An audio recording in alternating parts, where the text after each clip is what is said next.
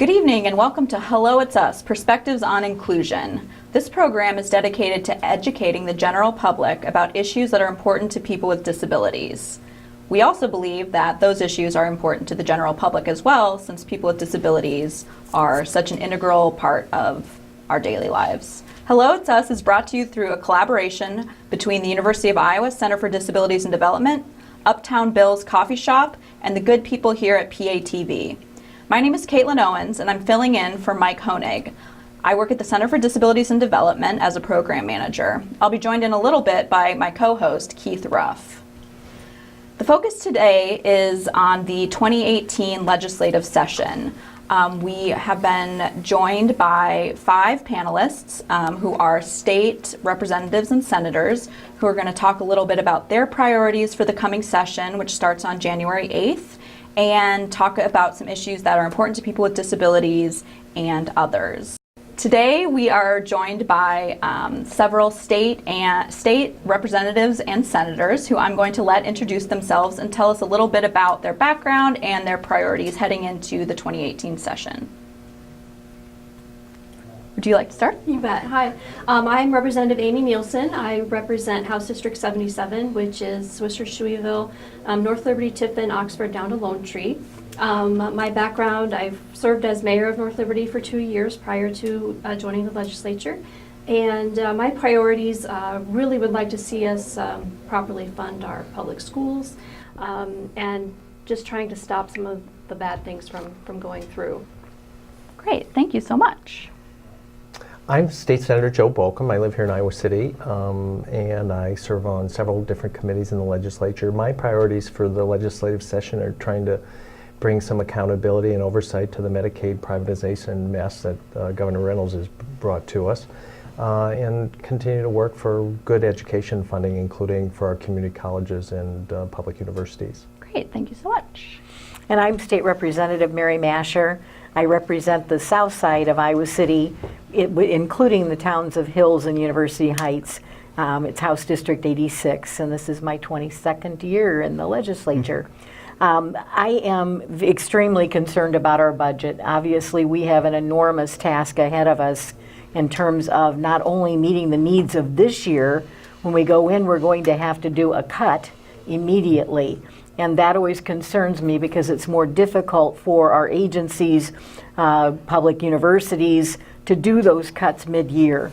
That becomes extremely difficult in terms of how do you manage those budgets and that financial part of employing people if you don't have the dollars to do it. So that's going to be an enormous step that we're going to have to take right away. And then finding out how we're going to balance the budget for next year is going to be a challenge as well. And I know the others have talked about education and healthcare. Those are priorities that we've had for a long time here in Johnson County, and we're going to continue to advocate for our people who care about those issues and have them as their top priority too. Thank you. You're welcome. Hi, I'm State Senator Kevin Kinney. I serve Senate District 39. I have Representative Nielsen's district, but I also serve Washington and Keokuk County. One of the biggest things that I've been working on, I think, is I've been on the opioid interim committee this summer, where we're trying to look at how we can combat the opioid problem. A lot of this, I was in law enforcement for 30 years, and this is one of the things that I worked on in law enforcement on the enforcement side, so it's something that I've seen and trying to get a handle on this problem. Great. Thank you. State Senator Bob Dvorsky from Coralville represents Senate District 37, which is an interesting district. 3 precincts on the western side of Iowa City, the Coralville area, Solon area, all of Cedar County, and the city of Wilton. So I think previous people outlined the areas we're going to work on here. The budget's a terrible budget mismanaged by the Republicans and Governor Reynolds. Privatization of Medicaid mismanaged by Governor Reynolds and the Republicans. Funding for K-12 community colleges and public universities mishandled, mismanaged by Governor Reynolds and the Republicans. And essentially all sorts of things in Des Moines. I mean, they've completely messed up the budget. We have to go back in and make horrendous cuts. And cuts to education and to health care and everything else people in our area really count on. It's going to be another really tough session. So we're going to do the best we can with the circumstances we have. Absolutely. I guess I wonder if at the outset if you could talk a little bit more about the budget and for people who might be watching at home, exactly what you'll be, I believe it was earlier this month, they projected the shortfall and what that will mean for you all, how, what you'll have to do at the start of the session and, what that might mean for important, human services and disability programs. Why don't I start and others can chime in? So the state budget is determined by the legislature, of course, and we rely on an estimate about how much money we might have available by this thing called the Revenue Estimating Conference. And it's 3 people that met just in the last couple weeks to tell us what they think that our revenues are going to be in the current fiscal year, which ends June 30th of 2018, and then, which is fiscal year 18. And then they project what revenue they think the state might get in fiscal year 19, which starts July 1st of next year. And then the legislature comes back and we're able to use 99% of that revenue toward things like education, healthcare, public safety, the courts, environment, all the things that people want money spent on. And in December, the Revenue Estimating Conference came back and updated their October estimate. Earlier this year in October, they did an estimate that said we'd be about $35 million short in revenue in the current fiscal year, again, ends June 30th of next year, and we'd have to cut $35 million. They basically didn't adjust the estimate, said we'll have the same amount of revenue as a state. But after that meeting, the governor's office said that, and the Department of Management said, well, 35 million is the number, but if we come back and cut 35 million, we'll have 0 as an ending balance. It'd be like having 0 in your personal checking account. And so Dangerous. It's been suggested that we actually cut somewhere between 40 and 90 million dollars in order to create a little bit of buffer in the state's budget and in our checking accounts so that if unforeseen things happen. And so it's quite a challenge for us to go back in January and begin to address what that looks like. The governor will, in the first week of the session, propose a budget for the new fiscal year, but she will also present details on how she thinks we should balance the current year's budget, making cuts of anywhere between $45 and $90 million. Wow. Part of this discussion has to also include the issue of past tax cuts and tax credits that are existing within our budget now. Many people are unaware that our revenues are up. It's just that they're not up as much as we would have liked, but at the same time, what we've done is overcommitted with those tax cuts and tax credits. And we need to look at both ends in order for us to balance our budget. We should be identifying, are those tax credits working? Are they doing what they were intended to do? And if they're not, we need to eliminate some of those. And so that has to be part of this discussion. It can't just be, we're going to cut education, we're going to cut human services, Medicaid. Those are all important issues and obviously revenue streams that our people count on. But we've done so many tax cuts, and the tax credits, again, we can't afford them right now. And we need to find out what we can do to take care of our own people. So that has to be part of the discussion. And I think a lot of times people are unaware of the fact that there are 2 balance sheets that we have to deal with. And the tax credits and cuts also weigh against what we have available for the budgets in every other department. Absolutely. Thank you. A couple things on the budget. Obviously, we have to go in and do what they call a de-appropriation, which means cut funding that's going into this current fiscal year. And unfortunately, the biggest areas where that funding goes is K through 12 and public universities and DHS, that sort of thing. So unfortunately, those are areas where there is some money, and so those areas are going to be cut. Secondly, I'm worried about the other budget we don't look at much, and this is the money we get from the federal government. The state budget's about $7.3 million. Billion, I'm sorry, $7.3 billion. But we get about $7 billion from the federal government in various ways. A lot of it in human services, a lot of them in healthcare, and I'm worried about what's going to happen with that, with all the goofy things going on in DC. Who knows what's going to happen there also. So there's a lot of danger going on there. Yeah. Actually, well, I was going to ask about, how you think the, federal legislation, especially the recently passed tax bill, is going to impact, your work at the beginning of the session and how it, is going to affect things that you have on your list to do. Go ahead. Oh, I was gonna say, we've already seen a leaked memo of the Republicans' plan for tax cuts for Iowa, and it's I wouldn't say it's any better than the federal plan. I don't know how quickly we will get to it. Maybe you guys will have a better idea, but I don't think it looks good for us.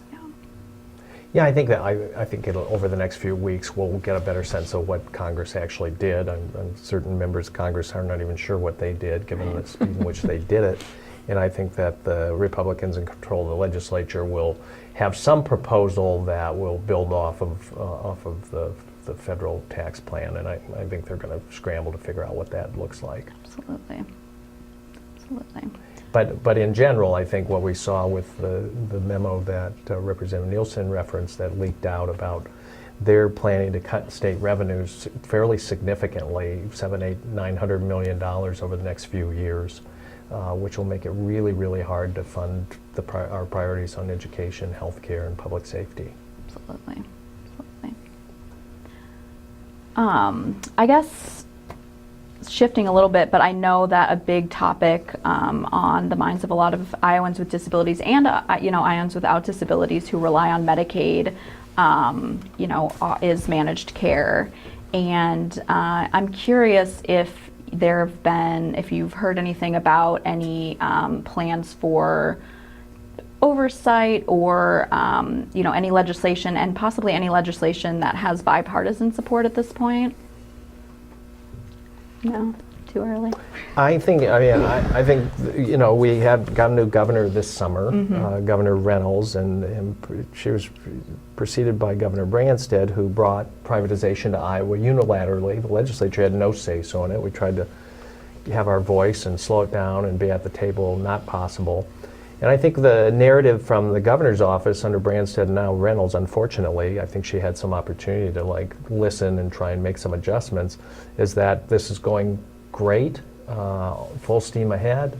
The problems are overblown, and very little interest in coming to the table with stakeholders, hospitals, providers, consumers, family members, to talk about how to adjust where we are and fix some of the problems. So because the governor has the sole authority in this area, it's been just about impossible for the legislature to have any meaningful oversight. And I don't see that changing. I think this governor has her foot on the gas pedal, and we're going ahead. I know there are the Oversight Committee met this week, and I know people talk. There's a lot of providers that are owed thousands and tens of thousands, including millions of dollars, that just aren't going to be in business if we don't get this system working better. They just aren't being paid.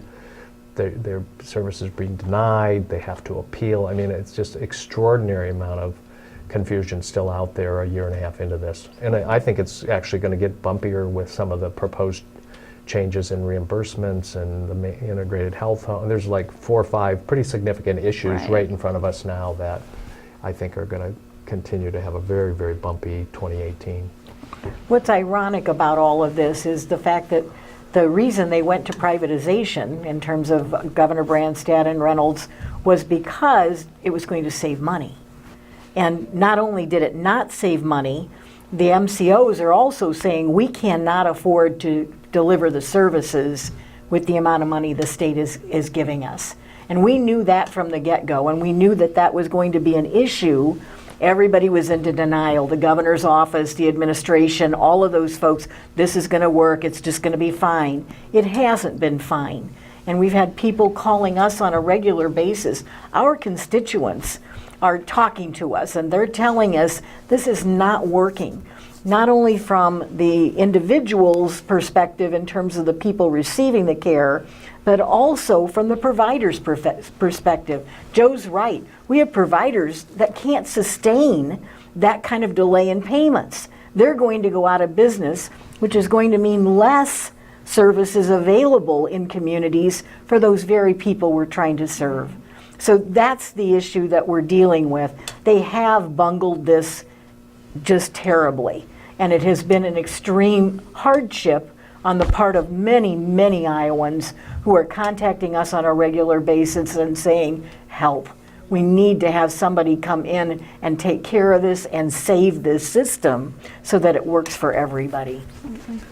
One of the things that I believe all the Democrats in the House and Senate signed on a letter sent to the governor and DHS director and I think everyone, talking about how we see these enormous problems going on in the privatization of Medicaid, and Senator Kinney has a copy of it here, and how we're there to work together with the Republican majority in the House and Senate and the governor's office to try and do something about this and move forward. I don't think we've seen any response yet. I think any response from Governor Reynolds have been Trumpian response, where they sort of make up something and then keep saying that that's the truth or that's the fact, and it's not, and they just keep repeating it. Yeah. So that's what they've been doing. It's unfortunately, it's got to that level here in Iowa. But there are enormous problems going on with the privatization of Medicaid, and nothing's being done about it. And I guess you need the public to go ahead and try and storm the castle and tell the governor that this is wrong and we need to change this. But I don't see any effort yet, and the Republican majority sort of acts like nothing's going on, and that's really a disservice to the state of Iowa. You know, I had 4 of my constituents that contacted me yesterday with problems that they were having with their MCOs and so forth, and you feel like your hands are tied. It's to the point where I'm telling them to call the governor's office. They're the ones that have control of this. We're trying to do everything we can. We're contacting the MCOs for them, and it's just very frustrating. Absolutely. When in the second part of the show, I think that Keith and I will get into a little more of recommendations or suggestions you might have for people, who are frustrated, who are experiencing challenges with managed care or anything else, and who to contact and, how to storm that castle. But is anything else on managed care for the moment? No. Well, one of the things that we did in Iowa, no other state out of the 50 states that done this, that gone so far, take all the programs and privatize it. No other state had done that. No other state had done it in such a short time frame. And they just completely messed it up because they went way too far out. And they were told this isn't going to work. And MCOs now are dropping out because it isn't working, and they're losing money, and the state's losing money, and everyone else. And it's really time for some honest look at it, trying to figure out what's going on and how we need to go back in there and fix it. Right, absolutely.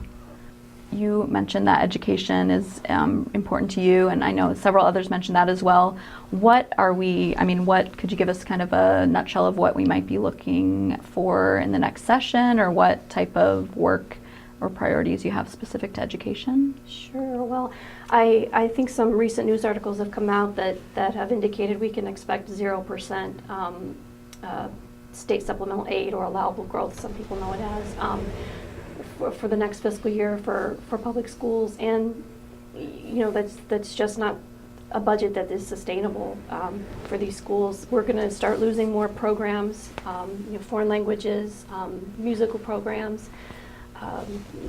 We've seen some of those things happen here in the Iowa City Community School District already. So I think that's definitely something that'll be coming down from the majority party, and I'm sure we're going to see more cuts to our regents and community colleges as well. Obviously, education is near and dear to the hearts of many, many Iowans. We've been so proud of our educational system. It was just reported again in the paper the other day. We have the highest graduation rates in the nation. And that increased from last year. It was 90%. We're at 91% plus this year. And that continues to go up because, again, I think all Iowans across the state understand the importance of getting a good high school education, and many believe we need at least an additional 2 years, if not 4 years, for students to go on to be able to get, again, good paying jobs when they're done. So that is an emphasis for all of us, and one that we care deeply about here with the University of Iowa in our backyard, and then with Kirkwood Community College, which does a lot of our trade skilled workforce development, and we need them as well. Not everybody's cut out for 4 years of college, and we understand that. We want to make sure that people find their niche and are able to be successful in whatever that may be. Now, the things that are going to work against us, one that has very clearly been identified on the part of the Republican Party, is educational savings accounts. It's another name for vouchers, and in essence, what they do is take money from our public general fund and put it towards private school and homeschool children. And in essence, they're giving them a check and saying, you can take this money wherever you want into a private school, or just keep it for yourselves for homeschooling purposes, and we will let you decide how you want to educate your own child. There's no oversight in a lot of that. We don't have any idea whether it's being used for the purposes of educating that child. There are all kinds of pitfalls. Other states that have done this, some are actually taking it back and basically saying we're not going to do this any longer. It doesn't work, it's not successful, it's detrimental to kids and their education. So we need to be very vigilant about making sure that we protect our public schools and the funding for those schools, and identifying if there is an effort to put those educational savings accounts in place.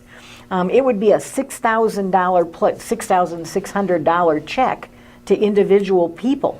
And again, they can use it for tuition, or they can put it in a savings account for college.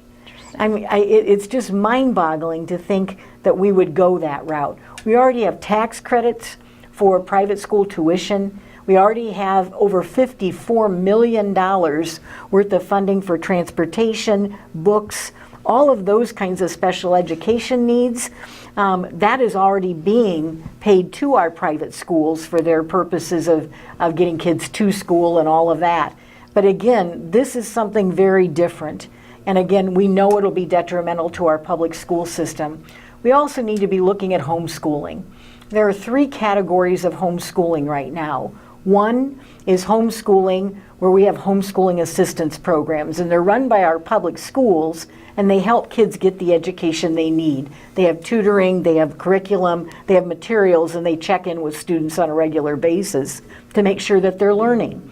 Another group of homeschooling students are ones who are homeschooled in their private homes, but they go to school, public schools, for sports, for music programs, for art programs. They might take an AP chemistry class or something like that. So somebody's kind of monitoring those kids and sees them on a regular basis. There's a third group of homeschooling children who nobody sees. We've had 2 deaths within the last couple of years with children who are in those kinds of settings. That's extremely concerning in light of the fact that nobody sees them, nobody knows if they're healthy, nobody is monitoring their educational progress, and we've seen abuse and neglect going on in some of those homes. I will tell you, the majority of homeschooling parents have very good reasons for doing it and are great parents and are doing a great job.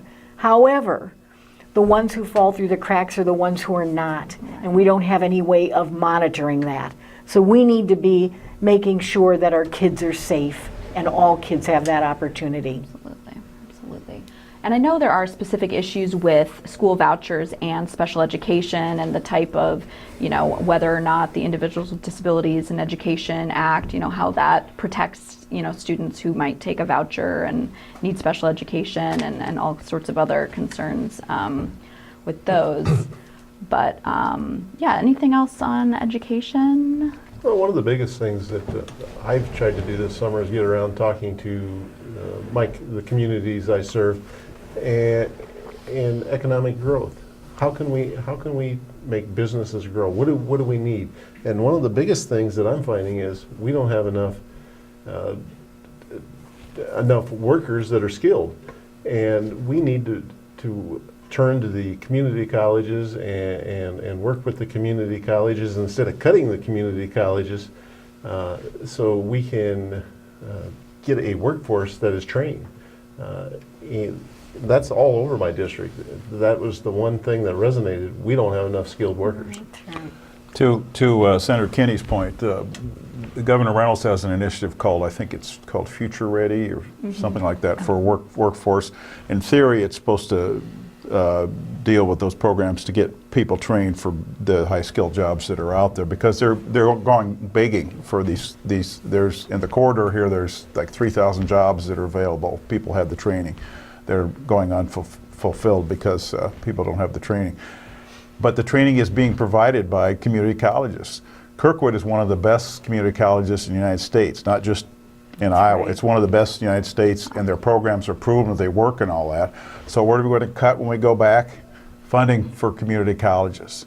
You'll see the Reynolds administration go ahead and try and cut funding for that, funding for regents and other things in education. So it makes no sense where they're handing out T-shirts saying, future ready, we're going to do this, we're going to move this forward, and then on the back end of it, they go out and cut funding for the very programs that are training people at our community colleges and our regents universities. Absolutely. Now that this is one part of a two-part show, we'll be back in our next episode with our panel to talk a little bit more about some of the issues of the 2018 session and how people can get involved and advocate for issues that they care about.